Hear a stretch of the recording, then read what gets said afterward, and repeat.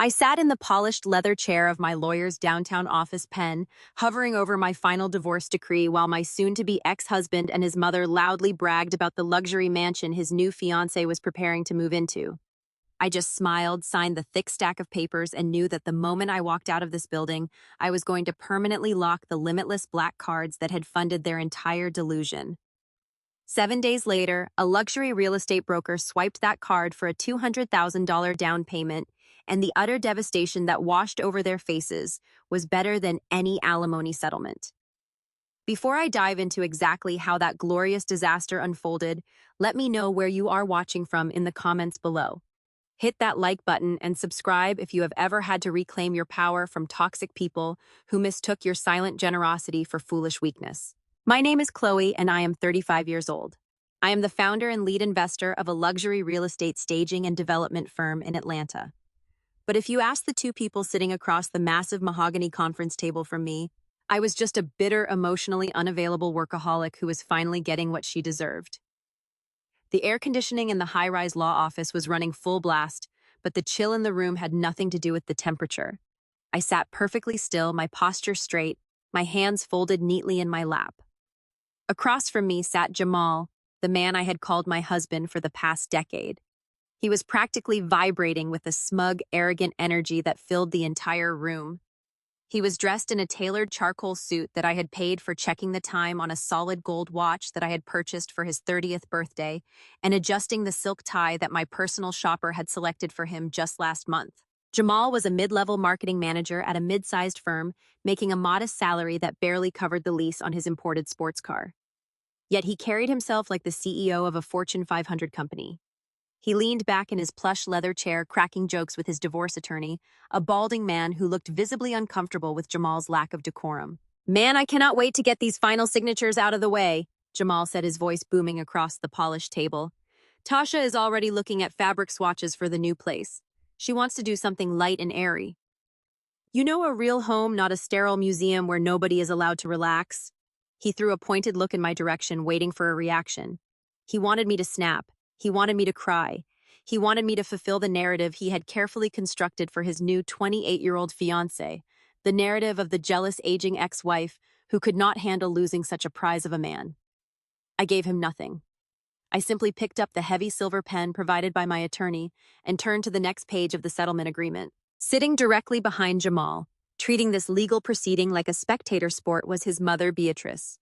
Beatrice was a woman who believed she possessed the grace and pedigree of old money royalty, despite having lived in a cramped apartment before I bought her a sprawling condo in a gated community.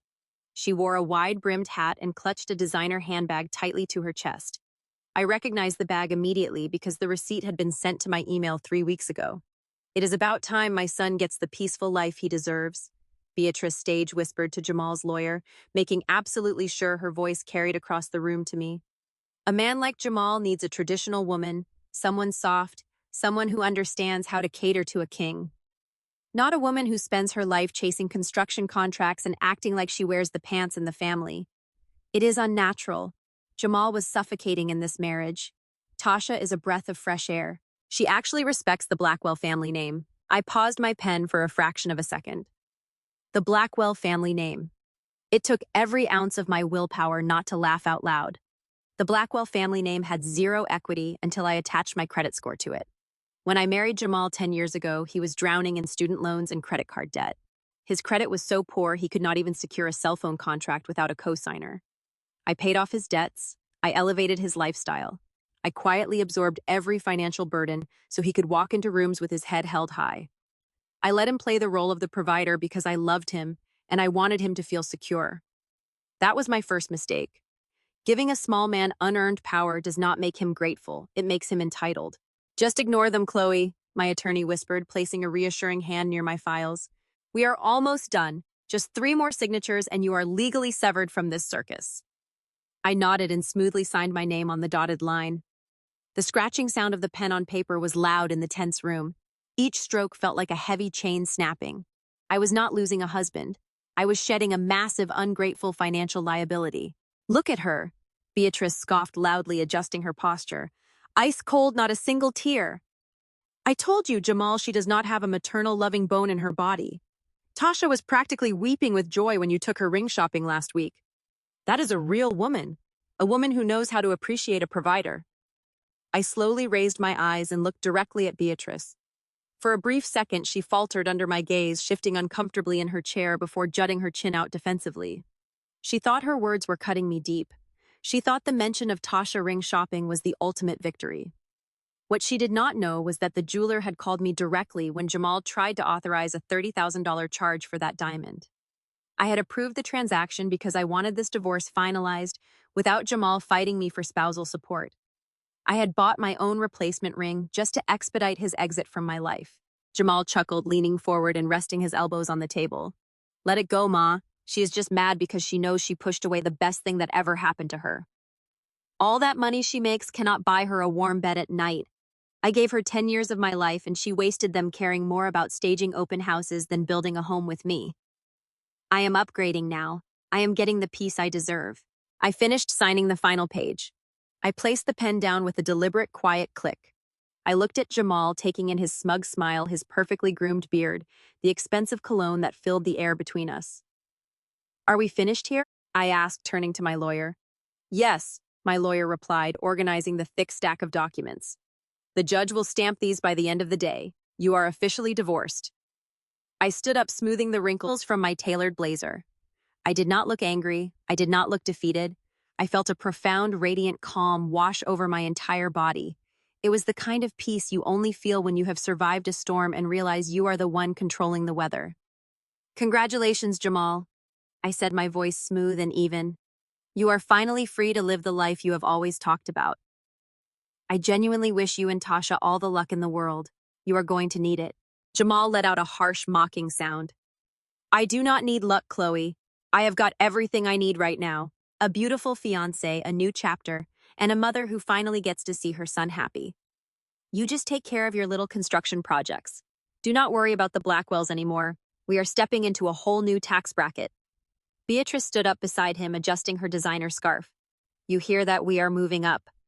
Jamal is taking us to look at properties this weekend. Real properties, not those little fixer-uppers you flip. Luxury villas. It is time he lives in a house that matches his status. I looked at the designer handbag clutched in Beatrice's hands. I looked at the gold watch gleaming on Jamal's wrist. I thought about the primary black cards sitting in my wallet, the ones that were currently paying for their phones, their cars, their insurance, their dinners, and the very clothes on their backs. Enjoy the villa shopping, Beatrice, I said, offering her a sweet, razor-sharp smile. Make sure you pick out something truly spectacular. Jamal deserves nothing but the absolute best. Jamal puffed out his chest, clearly taking my sarcasm as genuine defeat. You know it. Have a good life, Chloe. Try not to work yourself into an early grave. I did not reply. I picked up my briefcase, thanked my attorney, and walked out of the conference room. I did not look back. I did not need to. I could hear them celebrating behind the heavy wooden door, their voices loud and triumphant. They thought they had won. They thought they had discarded a bitter woman and kept the golden goose. They had no idea that the golden goose had just signed her own emancipation papers. They had no idea that the clock had just started ticking on the most spectacular financial freefall of their lives, and I was going to enjoy every single second of the crash. The heavy oak door of the conference room clicked shut behind me, sealing my ex-husband and his mother inside with their hollow victory. I walked down the long carpeted corridor toward the elevator bank, my heels sinking slightly into the plush fabric. I pressed the down button and watched the digital numbers above the brushed steel doors slowly descend. Before the doors could slide open, I heard the sharp, unmistakable clack of Beatrice's designer heels hurrying down the hallway, followed by Jamal's heavier footsteps. They had practically run out of the office just to ensure they could share this final suffocating elevator ride with me. The doors parted. I stepped inside and moved to the back corner. Jamal and Beatrice strutted in right after me, positioning themselves near the front. The confined space forced an uncomfortable proximity. The air instantly thickened with the scent of Jamal's signature cologne, an exclusive fragrance imported from Italy that cost $600 a bottle. I knew the exact price because my corporate account was billed for it every 3 months. Beatrice did not waste a single second. She pulled her phone from her purse, dialed a number on speakerphone, and held it up with a theatrical flourish. She was calling her luxury travel concierge. Yes, David, it is Beatrice Blackwell. she announced, her voice echoing off the mirrored walls of the elevator. I need to finalize the bookings for my son and his new bride. We are planning an extravagant welcome to the family luxury trip for Tasha. She has been under so much stress dealing with this messy divorce process, and she deserves a proper celebration. I am thinking 2 weeks in the Maldives overwater bungalow, private chef, the absolute works. She paused, listening to the travel agent on the other end, confirming the exorbitant pricing. Beatrice did not flinch. She turned slightly, looking over her shoulder to make sure I was watching. She gave Jamal a proud, sickeningly sweet smile. Just put it on the black card like always, baby, she said, her voice dripping with maternal pride. Your father would be so incredibly proud of the provider you have become. You know exactly how to take care of the women who truly respect you. Consider it done, Ma, Jamal said, adjusting his silk cuffs and puffing out his chest. Tasha gets whatever she wants. I told her we are stepping into a new chapter and I do not do anything halfway. Let David know to book the first-class suites. I am not letting my future wife fly commercial. I kept my eyes fixed on the digital floor indicator, watching the numbers drop from 40 to 35. The irony of their conversation was so thick it was practically choking me. Put it on the black card like always. Those words bounced around inside my head, unlocking a decade of deeply buried frustration. The card Beatrice was bragging about, the heavy titanium American Express Centurion card, sitting in Jamal's custom leather wallet, did not belong to him. It was tied directly to the primary corporate account of my luxury real estate staging and development firm. Jamal was nothing more than an authorized user. Beatrice was an authorized user. Even Jamal's sister Maya had a card for emergencies. I stood there in silence, letting the history of my marriage lay itself bare in my mind. 10 years ago, Jamal was crying on the edge of the mattress in our cramped one-bedroom apartment. His marketing firm had passed him over for a promotion for the third time, and he felt like an absolute failure. My business, on the other hand, was just starting to skyrocket. I was securing multi-million-dollar staging contracts for commercial developers across Atlanta. Instead of letting my success threaten him, I made the fatal error of trying to build him up. I believed in the cultural expectation that a rising tide lifts all boats. I thought I was creating a partnership. I wanted the man I loved to walk into any room with his head held high, unburdened by financial insecurity. So I transferred my wealth into his name. I set up the corporate structures to hide my net worth from public databases, specifically to protect his fragile ego. I handed him the black card and told him that my money was our money. I let him pay for the expensive dinners. I let him buy his mother a sprawling condo in a gated community.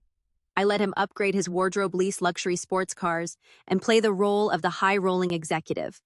I thought empowering him financially would make him a better partner. Instead, he took the pedestal I built for him and used it to look down on me. Over the years, Jamal began to actually believe the illusion we had created. He started treating my money as his birthright, while treating my long working hours as a personal insult to his lifestyle. And Beatrice was worse. I endured countless Thanksgiving dinners, sitting silently at the end of the table, while Beatrice loudly advised me to be grateful. She would tell the entire extended family that her brilliant son was a marketing genius who graciously funded his struggling wife's little house decorating hobby.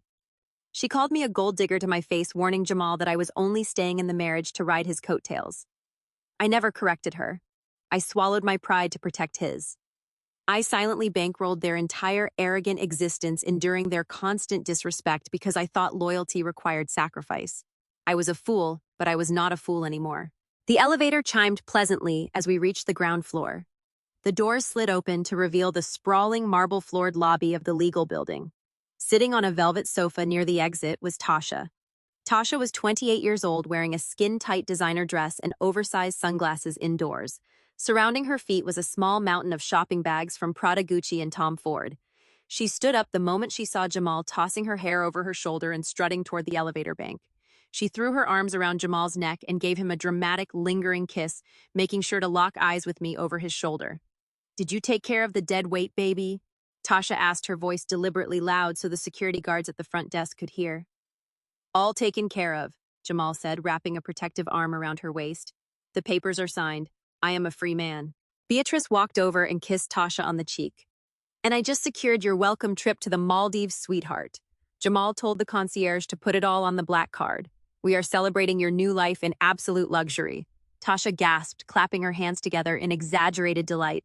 "Oh my goodness, Jamal, you are entirely too good to me." She then turned her attention directly to me. She looked me up and down, her eyes lingering on my tailored business suit, offering a perfectly practiced look of feigned pity.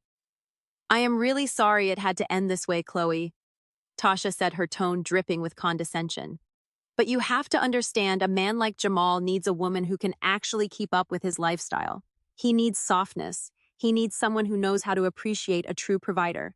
I really hope your little staging business picks up soon so you do not struggle too much on your own. It must be terrifying stepping out into the real world without Jamal's safety net." I looked at the designer shopping bags resting by the velvet sofa. I knew exactly which account had just been billed for those leather goods. I looked at Beatrice, practically glowing with malice, and then at Jamal, who was puffing his chest out like a proud peacock. They were so deeply entrenched in their shared delusion that they had completely lost touch with reality. I did not snap. I did not raise my voice or cause a scene in the lobby. I simply offered Tasha a warm, chilling smile. "I appreciate your concern, Tasha," I said, my voice steady and dangerously calm. "Enjoy the trip to the Maldives. It sounds like an absolute dream. Make sure Jamal handles all the bookings today and pays the deposits today. You really would not want to miss out on the full luxury experience before reality sets in." Jamal scoffed, shaking his head and pulling Tasha closer to him. "Do not worry about my pockets, Chloe. Just worry about yours. You are going to need to figure out how to pay your own rent from now on." I nodded slowly, letting his words hang in the air between us. "You are absolutely right, Jamal. It is time I start worrying entirely about my own pockets. Have a wonderful afternoon, everyone." I walked past them, my heels clicking rhythmically against the marble floor. I pushed through the heavy glass revolving doors and stepped out into the bright, blinding afternoon sun. The humid Atlanta air hit my face, but I felt completely refreshed. I walked over to the valet stand and handed the attendant my ticket. When he brought my sleek black SUV around, I tipped him a crisp $100 bill, slid into the driver's seat, and closed the door, sealing myself inside the quiet, soundproof cabin. Through the tinted glass of my windshield, I watched Jamal, Tasha, and Beatrice walk out of the building. They were laughing together, carrying the heavy designer shopping bags, looking like the absolute picture of generational wealth and limitless success. I reached into my briefcase and pulled out my phone. The screen illuminated the dark interior of my car. I opened my private banking application and logged into the master corporate dashboard.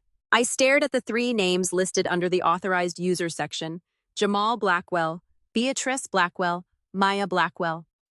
I hovered my thumb over the screen, watching them load their shopping bags into the trunk of Jamal's leased sports car. The 10 years of silent financial servitude, the countless family dinners where I was humiliated, the thousands of dollars spent just hours ago by a woman trying to replace me, it all culminated in this single, perfectly orchestrated moment. My thumb descended on the glowing screen of my phone. Jamal Blackwell. I tapped his name.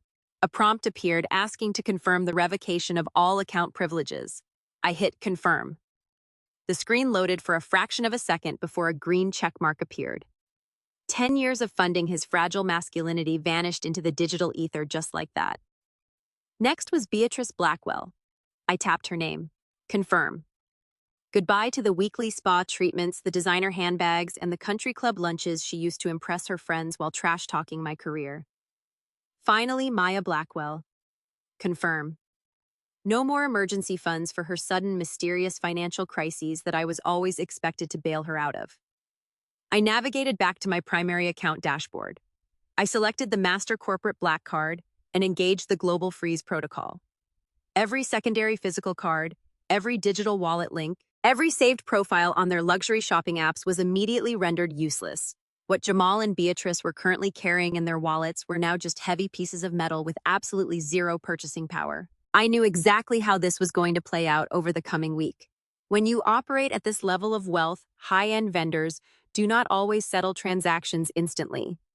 Concierge services, luxury travel agents, and exclusive boutiques often run a soft pre-authorization or simply keep the card on file to bill the full amount a few days later. Beatrice's travel agent would likely batch his luxury Maldives bookings at the end of the week. Tasha's designer bags might have gone through on a pending hold, but the final settlement would hit a massive brick wall. This was the beauty of the financial ecosystem I had built for them. It provided a phantom grace period, a beautiful invisible suspension bridge over a massive financial canyon. and Jamal and Beatrice and Tasha were sprinting across it completely blind to the fact that the bridge had already collapsed behind them. By Wednesday afternoon, the social media spectacle began in earnest. I was sitting in my office reviewing architectural renderings for a new commercial property in Midtown when my assistant brought me my afternoon espresso. After she left, I allowed myself a rare moment of indulgence. I picked up my phone, opened my social media, and navigated directly to Tasha's public profile. She had not blocked me. In fact, I knew she had purposely left her page completely public specifically so I could bear witness to her so-called triumph. The first post on her feed was a meticulously curated video montage from a luxury boutique in Buckhead. Tasha was twirling in front of a floor-to-ceiling mirror, holding a limited edition lambskin handbag that retailed for more than Jamal earned in 2 entire months. The caption read, "When a real man upgrades his life, he makes sure his queen shines. No more masculine energy around here, just soft girl era and endless blessings." She tagged Jamal, who had quickly commented with a string of fire emojis and a crown. The absolute audacity was almost poetic. I swiped to the next slide on her profile. It was a short looping video of Tasha and Beatrice sitting on the tufted velvet banquette of an exclusive French bistro downtown. They were clinking crystal flutes of vintage rosé. Beatrice was wearing the exact designer silk scarf she had flaunted in the lawyer's office, her face plastered with a triumphant artificial smile. She had left her own comment under the post writing, "So refreshing to finally have a daughter-in-law who knows how to appreciate the finer things in life. The Blackwell men always provide. Always." I stared at the screen, letting the pure, unadulterated comedy of the situation wash over me. The Blackwell men were providing absolutely nothing. The rosé they were currently sipping, the expensive lambskin handbag swinging from Tasha's wrist, the valet parking for the leased sports car, Jamal used to drop them off. All of it was dangling in a digital purgatory, waiting for a financial settlement that was never going to come. They were throwing a lavish victory parade right on top of a trapdoor. The stark contrast between their online fantasy and my back-end reality was staggering. By Thursday morning, my corporate financial dashboard began to tell the true, unvarnished story.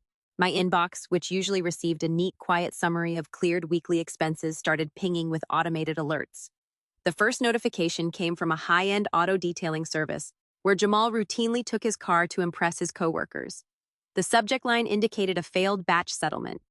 An hour later, a much more urgent email arrived from the management office of the exclusive private dining club where Beatrice hosted her weekly socialite luncheons. Beatrice's country club was a viper's nest of gossiping women who only respected her because she consistently picked up the tab for their lavish lunches. Their accounting system had attempted to run the card on file for a party of 6. The transaction had bounced back with a hard rejection code. The phantom grace period was rapidly expiring as merchants moved from soft holds to actual capture requests. The financial system was finally waking up to the fact that the money pipeline had been brutally severed.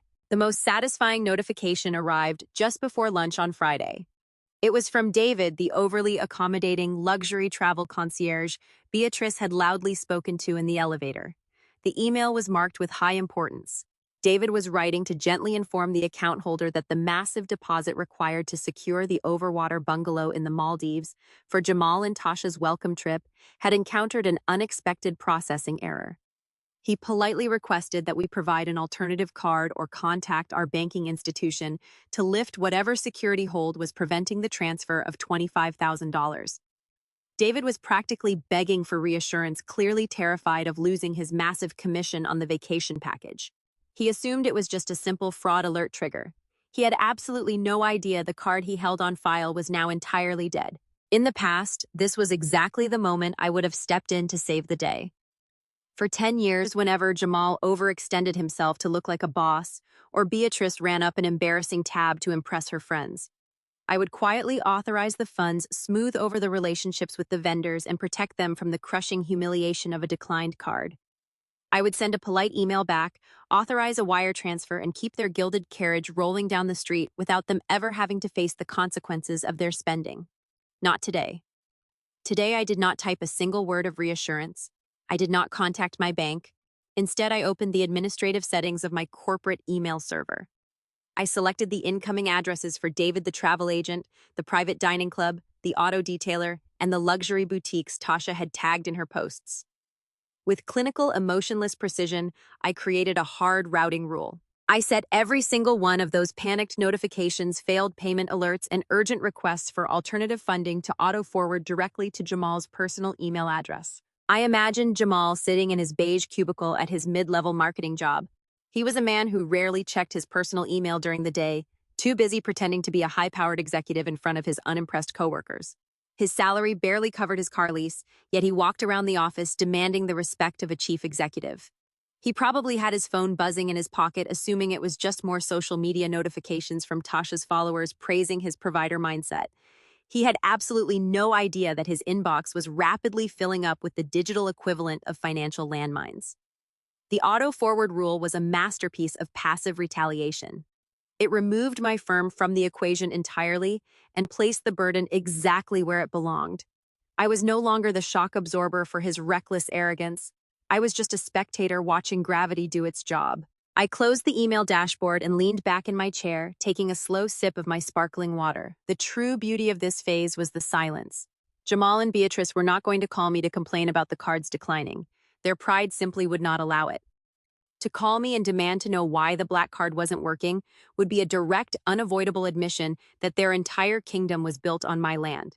They would try to fix it themselves first.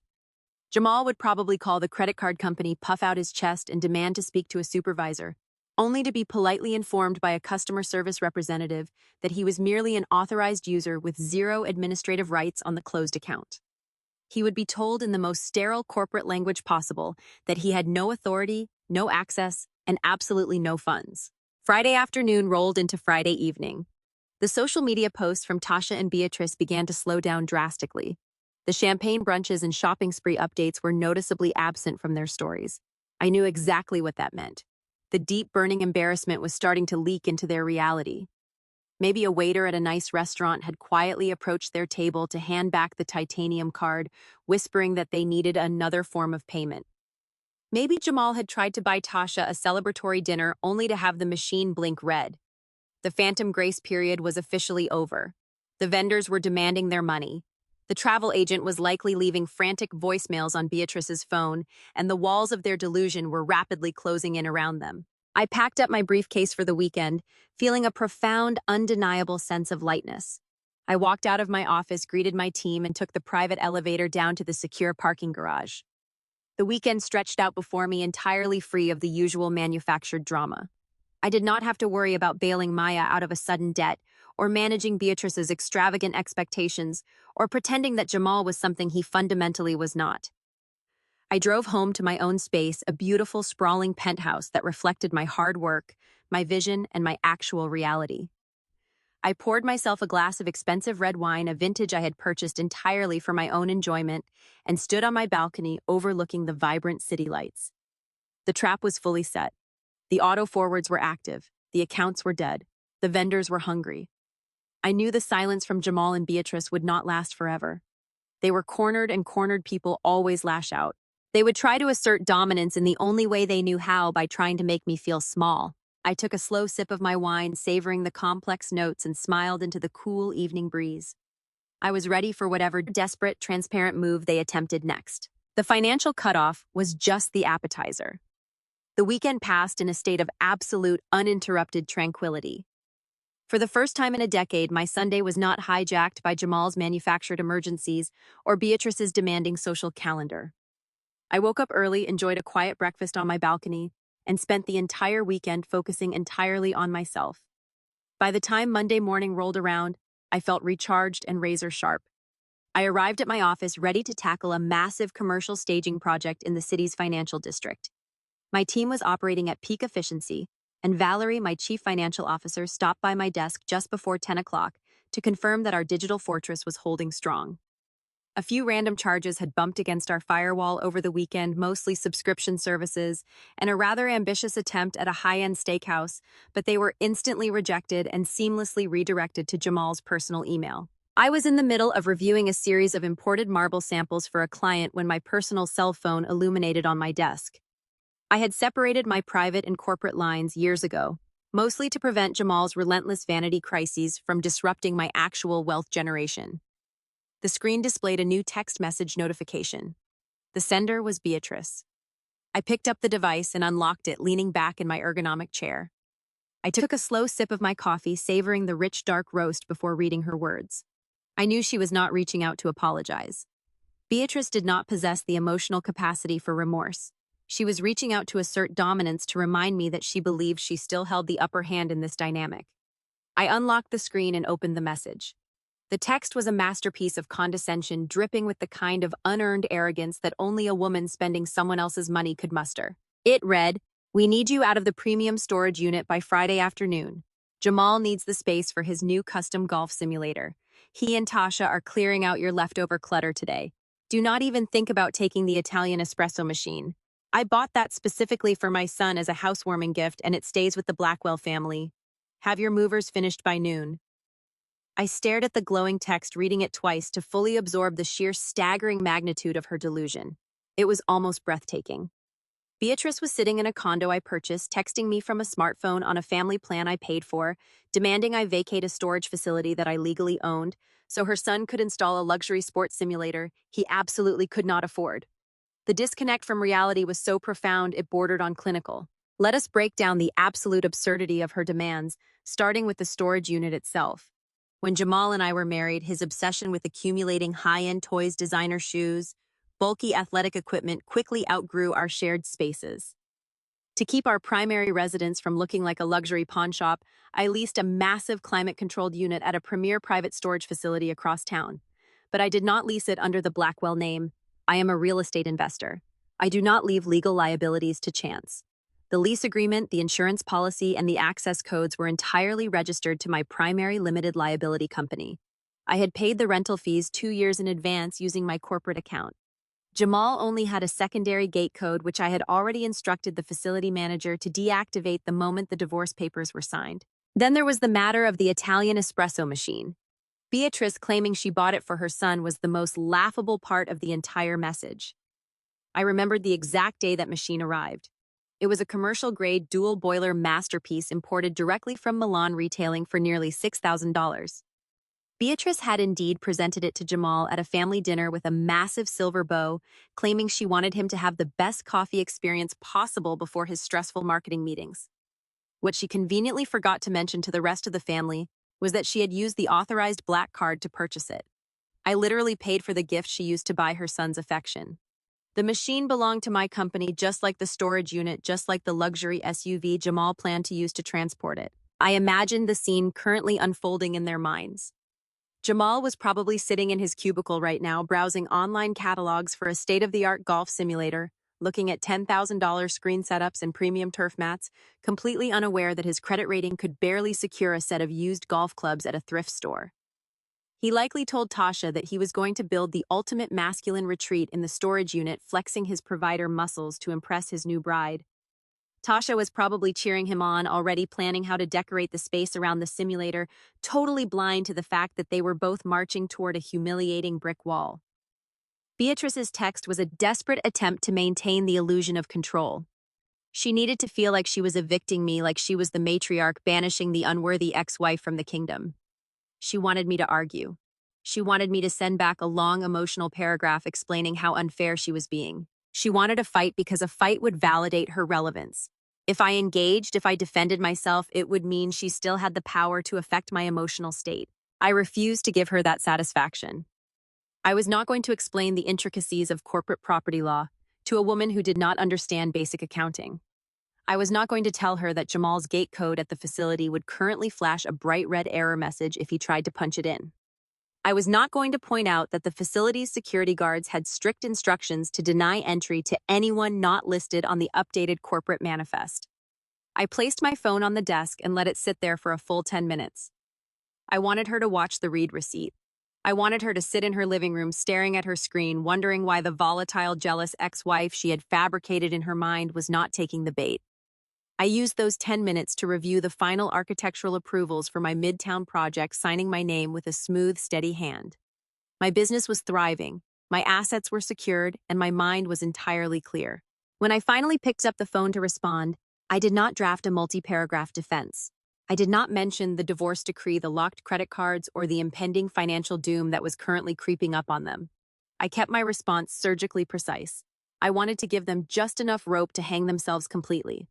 If they wanted to drive a rented moving truck to a highly secure facility, punch in a dead code, and argue with armed security guards about an espresso machine they did not own, I was not going to stand in their way.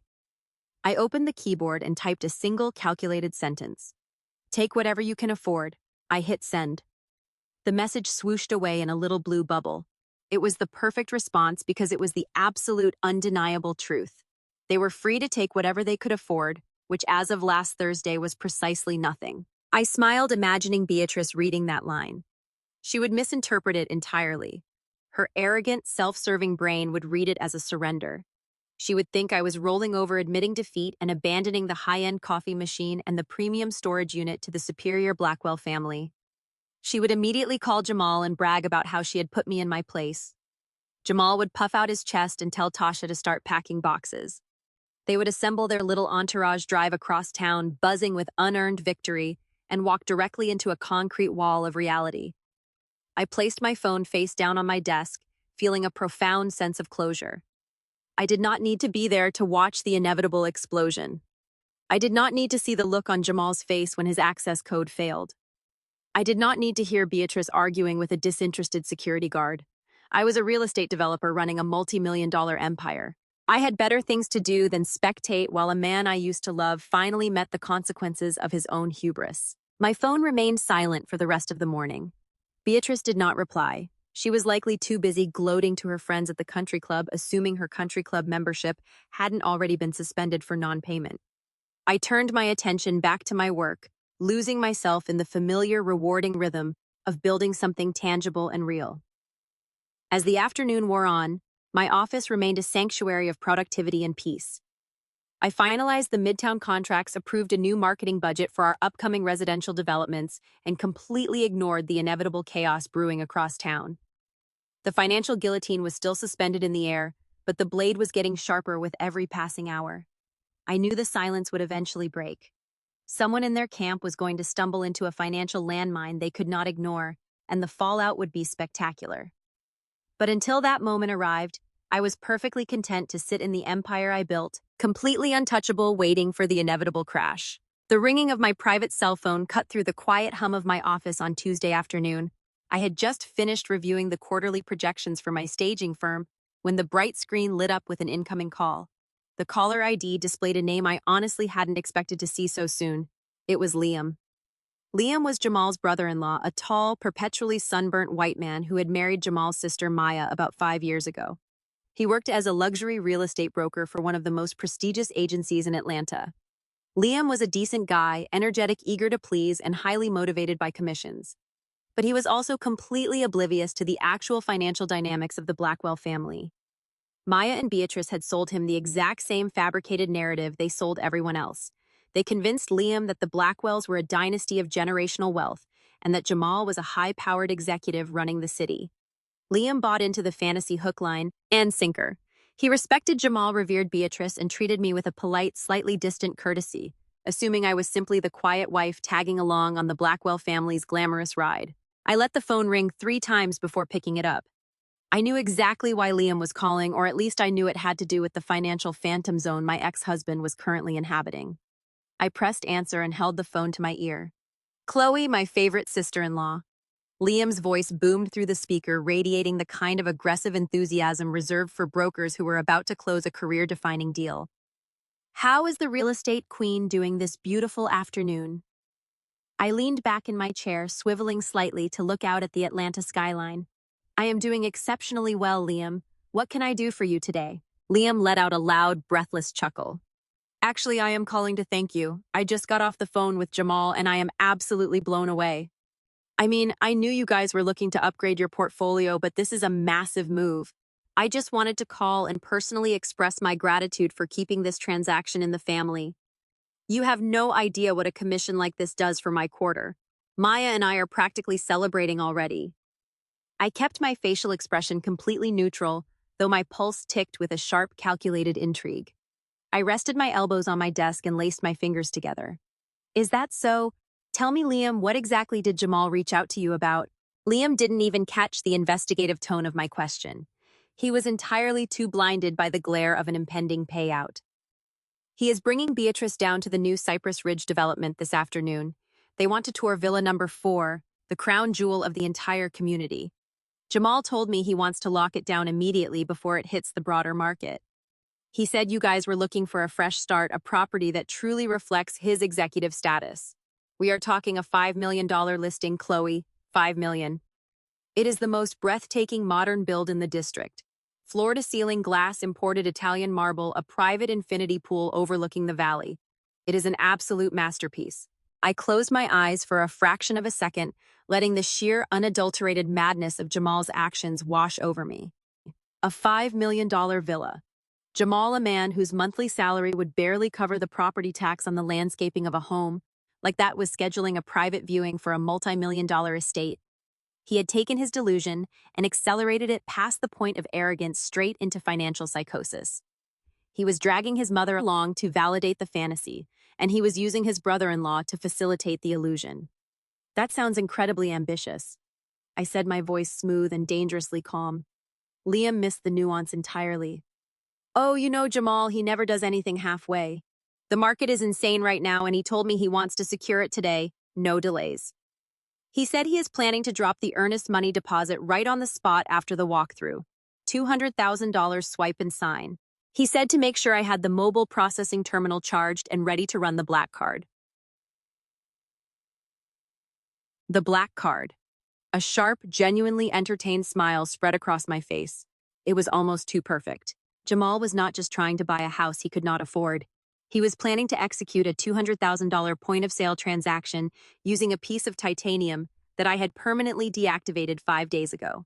He was walking straight into a highly secure, heavily documented real estate transaction, armed with nothing but a canceled credit card and the boundless arrogance of a man who believed consequences did not apply to him.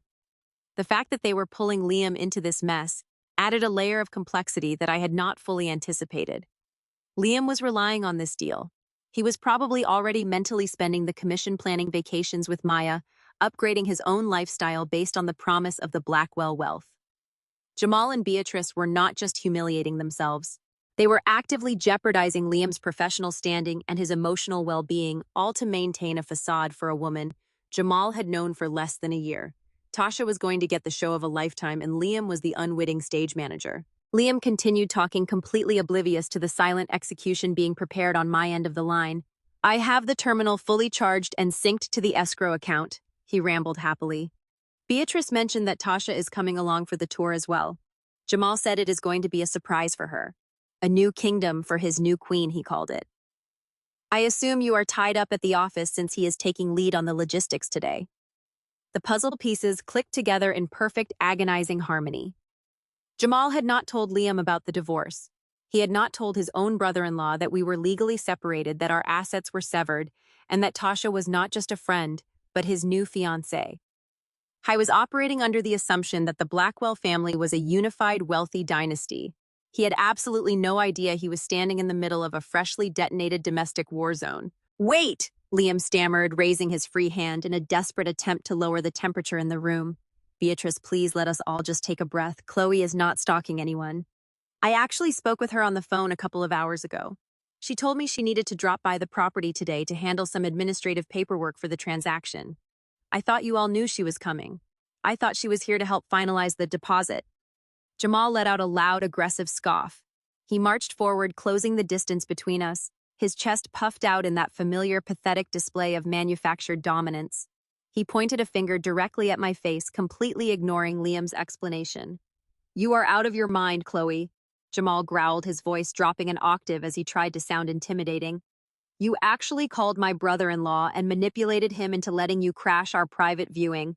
Do you have any idea how pathetic this looks? We signed the divorce papers literally days ago, and you are already following me around the city trying to ruin my life. I did not step back. I did not flinch. I simply looked down at the finger he had pointed at my face, then slowly raised my eyes to meet his. I am not here for you, Jamal. I said, my voice smooth, steady, and devoid of any emotional weight. I am here to conduct a site inspection. As I told Liam on the phone, a transaction of this magnitude requires proper oversight. I am just making sure the property meets all necessary standards before any funds change hands. Tasha, who had been lingering near the sliding glass doors, finally decided it was her moment to step into the spotlight. She strutted across the terrazzo floor, the heels of her designer sandals clicking aggressively. She inserted herself right next to Jamal, looping her arm possessively through his and glaring at me from behind her oversized sunglasses. "Are you seriously trying to play the protective wife right now?" Tasha sneered, looking me up and down with exaggerated disgust. "Jamal does not need you checking on his purchases. He is a grown man making a massive investment for our future. You showing up here with a clipboard trying to act like a building inspector is the most embarrassing thing I have ever seen. Why do not you just go home, go back to your little staging business, and leave us alone? We are buying this villa today, and there is absolutely nothing you can do to stop it." I shifted my gaze to Tasha. She was holding a brand new leather handbag, the exact one she had been flaunting on her social media feed all weekend. It was a beautiful bag. It was also a bag that was currently suspended in a digital holding pattern, waiting for my corporate account to approve a capture request that would never arrive. "That is a lovely dress, Tasha," I said politely, completely ignoring her insults. "And you are absolutely right. Jamal is a grown man making an investment. I am merely here as a silent observer. Please do not let my presence interrupt your celebration." Beatrice marched forward to join Jamal and Tasha, forming a unified hostile front in the middle of the living room.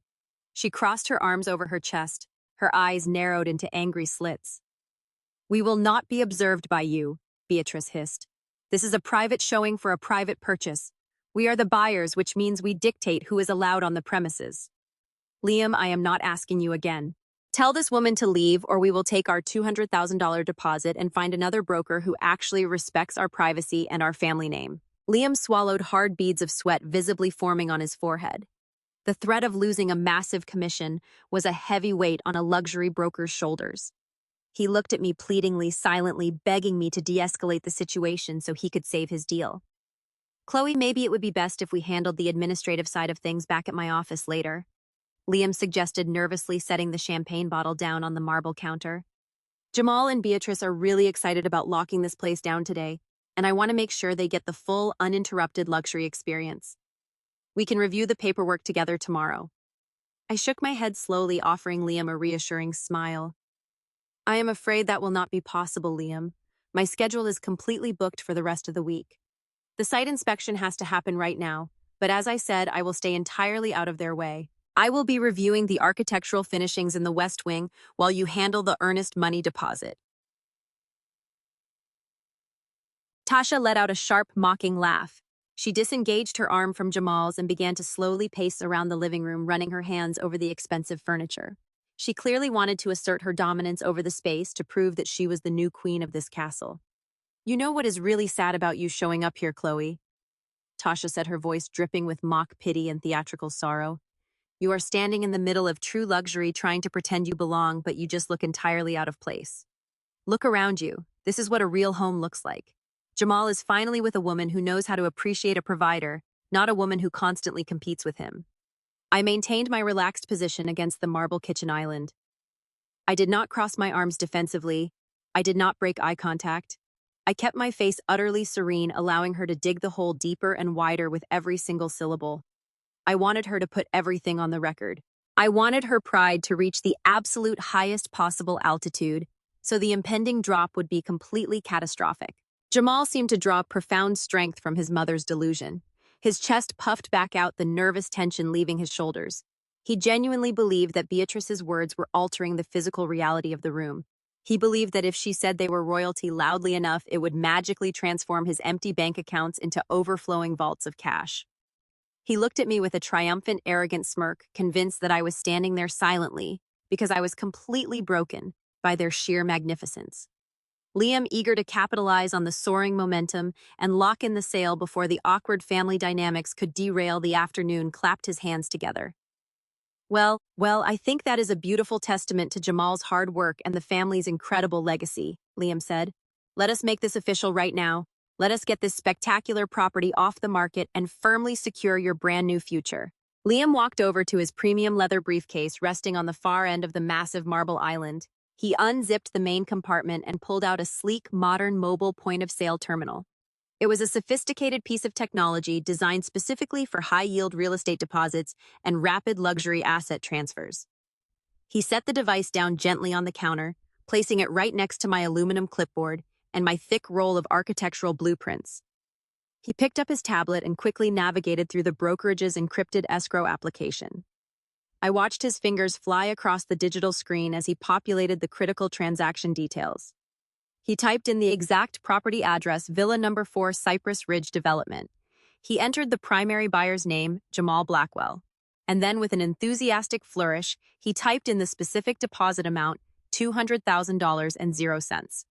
This is going to be a clean direct capture for the earnest money, Liam explained, his voice bubbling with professional excitement as he synced the tablet to the mobile terminal via a secure Bluetooth connection. The funds will be routed directly into our heavily fortified holding escrow account. Once the authorization clears, I will immediately print the digital receipt, we will sign the binding preliminary purchase agreement, and this $5 million masterpiece will be officially yours to command. The mobile processing terminal beeped a high, pleasant metallic chime.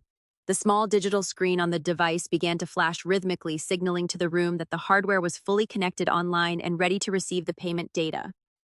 The air in the room grew incredibly dense. The anticipation was thick enough to slice with a heavy blade. Tasha let out a small, breathless squeal of pure excitement, burying her face into Jamal's shoulder and squeezing him tight. Jamal stood tall, a broad, incredibly smug smile spreading across his face. He reached into his tailored suit jacket and pulled out his custom leather wallet. With a practiced theatrical motion, he slid the heavy titanium Centurion card from its slot and held it between his fingers. He did not look at the terminal. He did not look at Liam. He looked directly at me. He held the card up slightly, ensuring the natural light caught the heavy gold jewelry draped around her neck and wrists. She wanted to command the room. She wanted to deliver a performance that would firmly cement their elite status and simultaneously put me in my rightful subordinate place. Liam, Beatrice began, her voice projecting with a loud theatrical resonance that commanded attention from everyone present. I want to make something perfectly clear regarding how the Blackwell family conducts business. We are not like your typical everyday buyers. We do not sit around waiting for bank approvals, and we certainly do not jump through the standard financial hoops designed for the working class. When a Blackwell sees something they desire, they secure it immediately. Liam nodded eagerly, his eyes wide with the anticipation of a massive life-changing commission. He was practically bouncing on his heels, desperate to appease the woman he believed was the matriarch of a sprawling financial empire. Absolutely, Beatrice, Liam said, his voice dripping with professional reverence. In this highly competitive luxury market, cash is absolutely king. Buyers who can bypass the traditional mortgage underwriting process always jump to the absolute front of the line. Exactly, Beatrice declared, clapping her manicured hands together with a sharp smack. We are bypassing the standard financing protocols entirely. Jamal is stepping into a new era of executive leadership, and his residence must reflect that profound elevation without delay. We are not going to risk losing this spectacular villa to some out-of-state buyer or some random tech startup millionaire. We are securing the property today, right here, right now. We are going to put down a heavy, undeniable deposit to remove this listing from the market immediately. Tasha beamed, wrapping her arm tightly around Jamal's waist and resting her head against his shoulder. She looked around the massive $5 million estate with hungry, greedy eyes, already mentally measuring the expansive windows for custom silk drapery. She was entirely captivated by the performance. She genuinely believed she had struck gold, marrying into a family with such limitless liquid wealth that they could drop a small fortune on a random Tuesday afternoon just to make a point. Beatrice was not finished. Her grand speech was not just about securing the magnificent house. It was a calculated, deliberate weapon aimed directly at my chest. She turned her body, slowly shifting her focus from Liam until she was staring straight into my eyes. The smug, condescending sneer on her face was almost radiant. She wanted to ensure I felt the full, crushing weight of my supposed irrelevance in the face of their triumph. You see, Chloe, Beatrice said, her tone dripping with mock pity and theatrical sorrow. This is the exact echelon the Blackwell family has always belonged in. We come from a lineage of excellence, and excellence requires an environment that matches its pedigree. It is truly unfortunate that you could never understand that vision. You were always so fixated on your small-minded little staging projects, constantly trying to act like the provider while completely neglecting the emotional needs of your husband. You stifled Jamal's potential for a decade, but look at him now. Look at the man he has become the moment he was finally freed from your suffocating mediocrity. I stood in the entryway, adjusting my grip on my clipboard, letting my eyes adjust to the bright sunlit interior. From my vantage point, I had a clear line of sight into the sprawling, open-concept living and dining area. Liam was standing near the massive marble kitchen island, busy uncorking a bottle of premium champagne. He had set out 4 crystal flutes, his face flushed with the adrenaline of a looming career-defining commission. Standing near the sliding glass doors that opened out to the infinity pool was Tasha. She was wearing an entirely inappropriate skin-tight neon dress and holding her phone out, clearly filming content for her social media followers. She was panning the camera across the valley view, posing and pouting, narrating her luxurious new reality to an audience of strangers. And then there were Jamal and Beatrice. They were standing in the center of the sunken living room, pointing up at the custom floating staircase. Jamal had his hands on his hips, his chest puffed out, radiating an aura of completely unearned authority. He was telling Beatrice how he planned to convert the upstairs loft into a private cigar lounge. Beatrice was nodding along enthusiastically, her designer handbag clutched tightly in her manicured hands, agreeing that a man of his stature absolutely required a designated space to entertain his high-net-worth colleagues. They looked so incredibly comfortable. They looked like they belonged there. They had fully bought into the illusion that a plastic card could instantly elevate them into the upper stratosphere of society. They did not notice me standing in the shadows of the foyer. They were too absorbed in the echo chamber of their own vanity. I took a slow, deliberate breath, letting the cool, climate-controlled air of the villa fill my lungs. The clipboard felt solid and grounding against my side. This was my house. This was my development. This was my money they were attempting to spend. I stepped forward again. He closed the remaining distance between us, leaning down slightly to invade my personal space. He wanted to physically intimidate me, to use his height and his deep voice to force me into submission. You heard her, Chloe. Jamal growled, his voice a low, hostile rumble. This is our space now. You are embarrassing yourself. You thought you could come in here with your little clipboard and ruin our day, but you are just making yourself look desperate. I am about to drop $200,000 to secure my family's future, a future you are permanently excluded from. Turn around, walk out those front doors, and go back to your empty apartment before I have Liam call the authorities and drag you out. I did not step back. I did not break eye contact. I let his threats wash over me like a light, inconsequential drizzle. I could smell the expensive cologne radiating off his skin, the cologne I had paid for. I could see the subtle, nervous twitch in his jaw, the telltale sign he always displayed when he was overcompensating for his own insecurity. He thought he was a titan of industry banishing a peasant, but I knew he was just a dependent wearing a costume. I calmly broke eye contact with Jamal and stepped to the side, smoothly bypassing his attempt to block my path. I walked directly over to the massive imported marble kitchen island. I placed my heavy aluminum clipboard down onto the pristine surface with a solid, resonant thud. I placed the thick roll of architectural blueprints right next to it. I turned around and leaned back against the cool marble edge, crossing my arms comfortably over my chest. I looked at Jamal, whose face was rapidly twisting into a mask of furious, impotent confusion. I looked at Tasha, who was glaring at me from across the room. I looked at Beatrice, practically seething with indignation. And finally, I looked at Liam, who was standing awkwardly near the point-of-sale terminal, waiting for direction. I raised my hand and gestured elegantly toward the digital screen of the mobile payment device. "Do not let me stop you, Jamal," I said, my voice projecting crisp and clear through the cavernous space. "You have a $200,000 deposit to make. Swipe the card. Let us see exactly how much future you can secure." The silence in the room stretched out thick and suffocating. My simple 2-word command hung in the air, a direct challenge that completely neutralized their hostility. Jamal stood paralyzed, the heavy titanium Centurion card held loosely between his fingers. He had spent the last 10 minutes building a towering monument to his own wealth and power. He had insulted my career, mocked my presence, and boldly declared that his limitless resources were about to buy him a $5 million kingdom. Now the stage was perfectly set. The terminal was ready. The audience was watching. All he had to do was execute the transaction and prove me wrong. But he hesitated. The supreme, unshakable confidence that had radiated from him just moments ago began to fracture. A tiny sliver of doubt crept into his eyes as he looked from my calm, unbothered face down to the blinking green light on the payment terminal. He did not understand why I wasn't fighting back. He did not understand why I wasn't crying or yelling or begging him to stop. My absolute serenity terrified him because it was entirely off script. Beatrice, oblivious to her son's sudden internal panic, interpreted my silence as a total surrender. She thought I had finally accepted defeat, that I was simply standing there to witness his glorious victory because I had no other choice. "Go ahead, baby," Beatrice urged, her voice loud and triumphant. "Swipe the card. Show her what a real Blackwell man looks like when he claims his territory. Let her watch you build a real legacy with a woman who actually deserves you." Tasha chimed in, stepping closer to Jamal and placing a manicured hand on his arm. "Yes, Jamal, do it. I want to start picking out the furniture for the master suite tonight. Let us make it official." Liam, desperate to break the agonizing tension and secure his commission, gently nudged the mobile terminal closer to Jamal across the marble surface. "The system is fully primed and ready, Jamal," Liam said, his voice tight with nervous anticipation. "Just a quick swipe, a quick signature on the digital screen, and this masterpiece is officially under contract." Jamal swallowed hard. He looked at his mother, expecting adoration.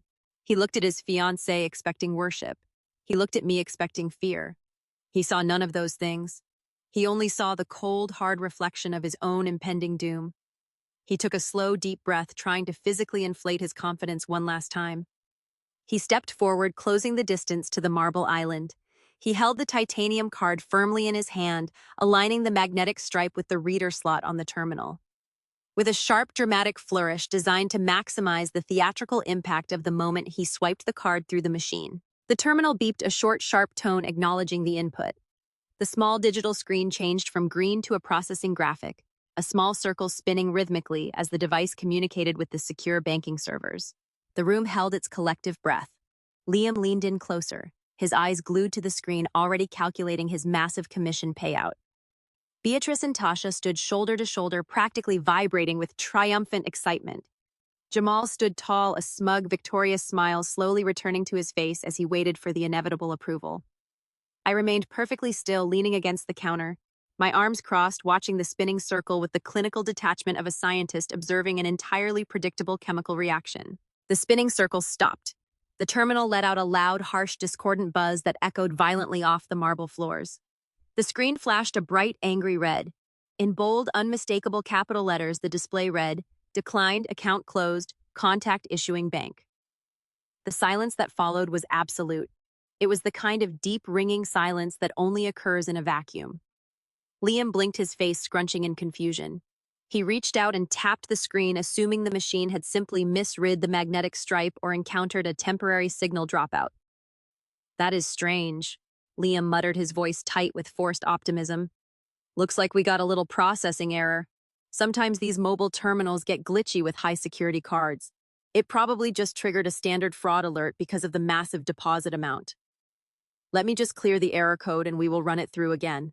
Jamal's smug smile faltered slightly, but he quickly recovered, smoothing the lapels of his tailored suit. He was a man deeply practiced in the art of maintaining a facade. He was not going to let a minor technical glitch derail his performance. "Of course it is a fraud alert," Jamal scoffed, rolling his eyes dramatically. "When you drop $200,000 on a Tuesday afternoon, the bank tends to panic. Just run it again, Liam. It will clear." Beatrice nodded vigorously, refusing to let the momentary delay dampen her triumphant mood. "Exactly. The bank is just doing its job, protecting our assets. Try the chip reader this time, Liam. Sometimes the magnetic stripes get demagnetized when you carry them near other heavy metal cards." Liam quickly reset the terminal. He took the heavy titanium card from Jamal and firmly inserted the smart chip into the bottom slot. The machine beeped again. The processing circle appeared, spinning for 3 agonizingly long seconds. Buzz. The harsh, discordant sound was even louder the second time. The screen flashed angry red, once again, the message identical and undeniable. "Declined. Account closed. Do not honor." The forced optimism drained completely from Liam's face. The color in his cheeks vanished, replaced by a pale, sickly pallor. He stared at the bright red screen, his mind struggling to process the reality of the situation. This was not a fraud alert. This was not a signal drop. A do not honor code on an account closed status was a financial death sentence. He slowly pulled the card out of the machine and looked up at Jamal, his eyes wide with a mixture of confusion and growing panic. His massive career-defining commission was evaporating right in front of his eyes. Jamal, Liam stammered, his voice trembling slightly. It, it is declining again. Hard decline. The system is saying the account is completely closed. It says do not honor. Do you happen to have a secondary card we can use, or maybe we can initiate a direct wire transfer from your primary banking app? The facade began to crack. Jamal's eyes darted frantically around the room, searching for an excuse, a scapegoat, anything to explain away the glaring red error message.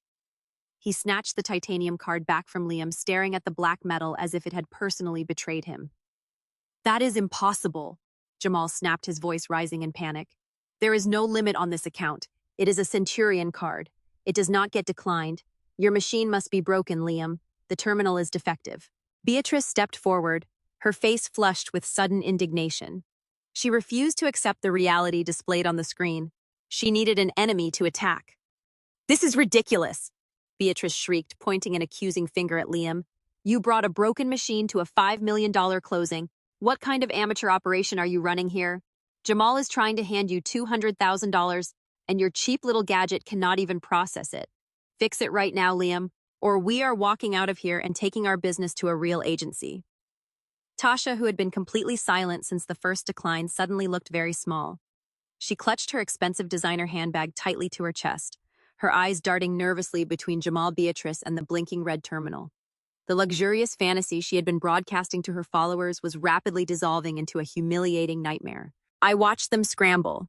I watched them blame the machine, blame the broker, blame the bank. I watched them do everything except acknowledge the absolute, undeniable truth. They were standing in the middle of a $5 million villa, trying to buy it with a piece of metal that was utterly worthless. I slowly pushed myself off the marble kitchen island. I picked up my heavy aluminum clipboard and my thick roll of architectural blueprints. The sharp sound of the aluminum tapping against the stone cut through their frantic arguments like a knife. They all stopped talking and turned to look at me. I stood tall, offering them a serene, perfectly composed smile. The silence in the room was absolute. I looked at Jamal, whose face was pale and slick with panicked sweat. I looked at Beatrice, whose mouth was hanging slightly open in shock. I looked at Tasha, who looked like she wanted the imported terrazzo floor to open up and swallow her whole. And finally, I looked at Liam, the poor, oblivious broker who had just realized his massive commission was nothing more than a mirage. The machine is not broken, Liam, I said, my voice smooth, steady, and carrying the heavy, undeniable weight of absolute authority. And it is not a fraud alert. The card declined because the account it is attached to was permanently closed last Thursday afternoon. Jamal stared at me, his eyes wide and uncomprehending. What are you talking about, closed by who? I offered him a sweet, razor-sharp smile. By me, Jamal. I closed the account. I canceled the card you are holding. I canceled Beatrice's card. I canceled Maya's card.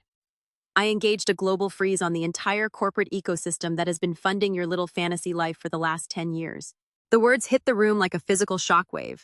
Jamal stumbled back a half step, the titanium card slipping from his fingers and clattering loudly onto the marble floor. Beatrice gasped, her hands flying up to cover her mouth. Tasha physically recoiled, her eyes darting frantically between Jamal and me. I did not stop. I let the reality of the situation pour over them, dismantling their delusion piece by agonizing piece. You see, Jamal? I continued, my tone conversational and completely devoid of anger. You were never a titan of industry. You were an authorized user. That Centurion card never belonged to you. It belonged to my luxury real estate development firm. It was attached to my corporate account, secured by my credit rating and paid off every single month by the profits from my projects. I took a slow step forward, ensuring my voice reached every corner of the massive living room. I let you play the role of the provider because I thought it would build your confidence, but you took my generosity and weaponized it. You convinced yourself that my wealth was your birthright. You convinced your mother that my success was somehow your achievement. And you convinced this poor young woman here that you were a high-rolling executive who could buy her the world. I gestured broadly to the spectacular $5 million villa surrounding us. You brought your entire family here today to show off a kingdom you could not afford using a card that has been dead for 5 days.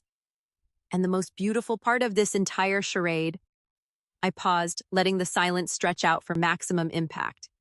You are currently trying to buy a house that my company is developing. Cypress Ridge is my project, Jamal. I am the primary investor. I own this land. I own this villa. You are literally trying to buy my own house using my own canceled credit card. The total absolute devastation that washed over their faces was a masterpiece. Jamal looked like he had been physically struck. His mouth opened and closed, but no words came out. The smug, arrogant facade he had worn for a decade completely shattered, revealing the small, insecure man underneath. Beatrice was hyperventilating, clutching her designer handbag, a bag I had paid for as if it were a life preserver. Tasha burst into tears. She dropped her phone, the device clattering against the floor, and turned to Jamal, her face a mask of absolute horror. "You lied to me!" Tasha screamed, her voice cracking with humiliation. "You told me you were a CEO. You told me you were buying me a villa. You do not have anything." She didn't wait for an answer. She spun around and sprinted toward the massive front doors, her designer heels clicking frantically. She burst through the heavy mahogany doors and ran down the paved driveway, desperate to escape the scene of her ultimate embarrassment. Liam stood frozen behind the kitchen island, his eyes wide, his mouth hanging open in sheer disbelief. He looked from the canceled card on the floor to Jamal, to Beatrice, and finally to me. He finally understood the reality of the Blackwell family dynamics. The dynasty was a lie. I picked up my clipboard and blueprints, feeling lighter than I had in a decade. I walked past Jamal, who was staring blankly at the floor, completely broken. I walked past Beatrice, who was sobbing into her hands, the illusion of her aristocratic status entirely destroyed. I stopped briefly next to Liam, offering him a sympathetic nod. "I am sorry about your commission, Liam, but do not worry, I will ensure your brokerage receives a standard showing fee for your time today." I turned and walked out the front doors, stepping into the bright, warm Atlanta afternoon. I climbed into my sleek black SUV, started the engine, and drove away from the Cypress Ridge development. I did not look in the rearview mirror. I did not need to. The toxic, ungrateful weights I had carried for 10 years were finally gone. I was free, my empire was secure, and the limitless black cards were officially closed for business.